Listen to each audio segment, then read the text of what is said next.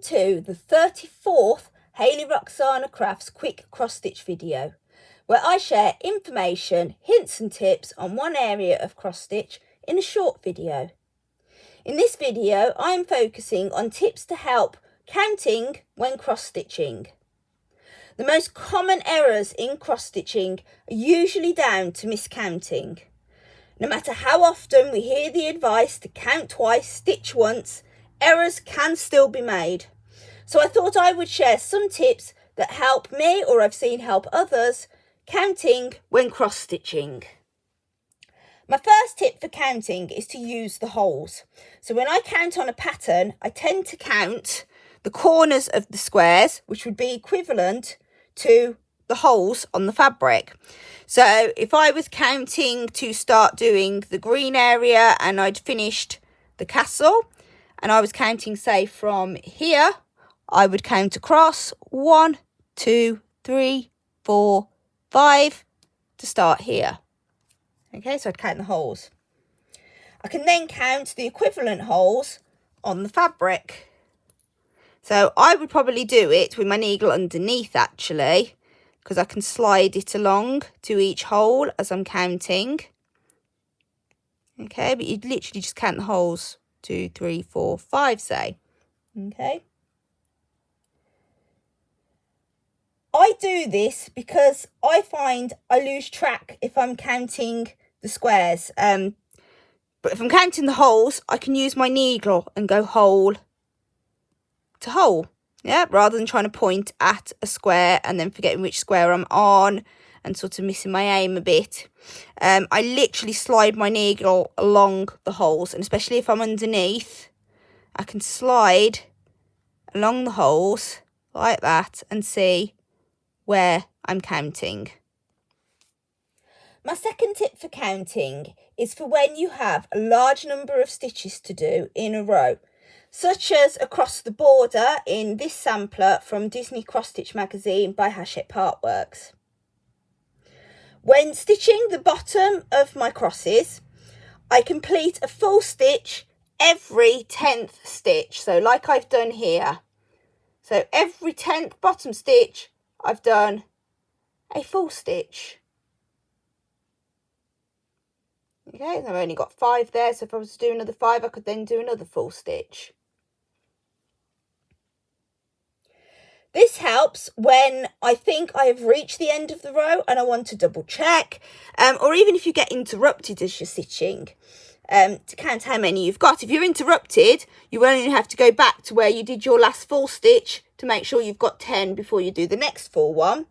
But when you get to the end of the row and you want to just double check, you can just count the full stitches as tens. So 10, 20, etc., etc. However, you do need to ensure you are counting the tens correctly when going along the row, as if one 10 is actually a 9, this method isn't going to help you.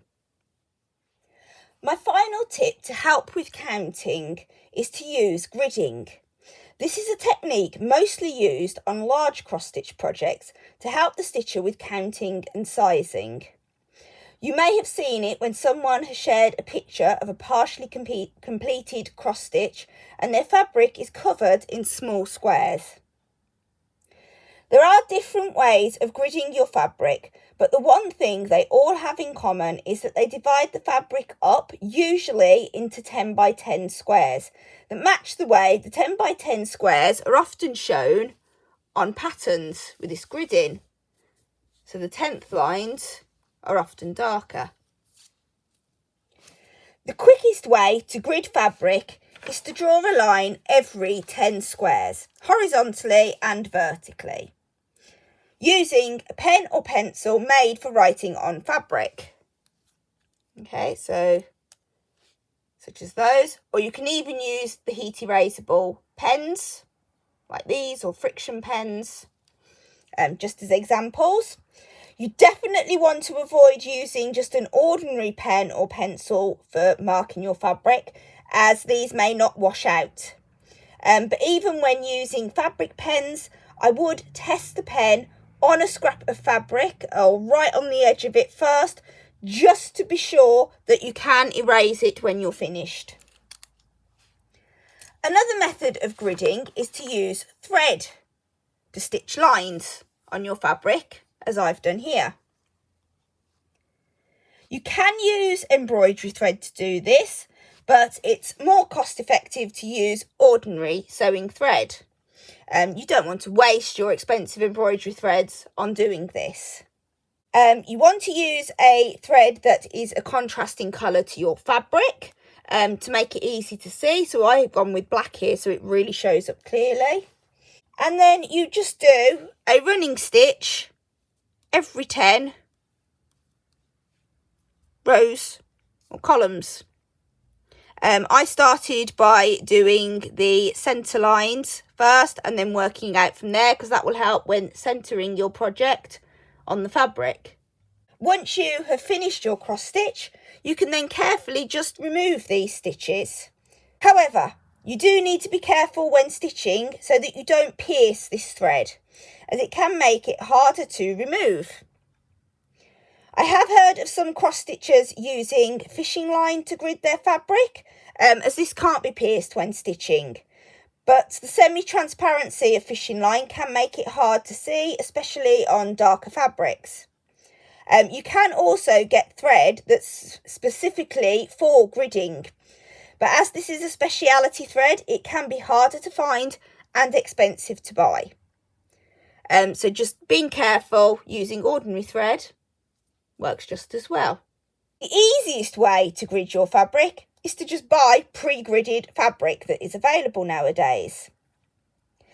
The grid on these fabrics will wash out once you have finished stitching, but if you are going to be washing it, you need to ensure that the threads used in the design are colour fast.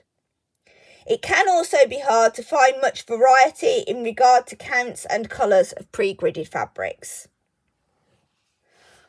I've personally never gridded my fabric for cross stitching. I tend to just go with the method of counting carefully and double checking my counting. However, if I was stitching a very complex piece with lots of confetti stitches, it's something I might give a go. I've also accepted that no matter how careful I am, mistakes can still happen, and dealing with a visit from the frog is part of the fun of cross stitching. If you have any questions about counting for cross stitching, or any tips you have found that help when you're counting your cross stitching, please pop them in the comments. In the next quick cross stitch video, I will share some tips to help with undoing your cross stitching when that frog does decide to pay you a visit.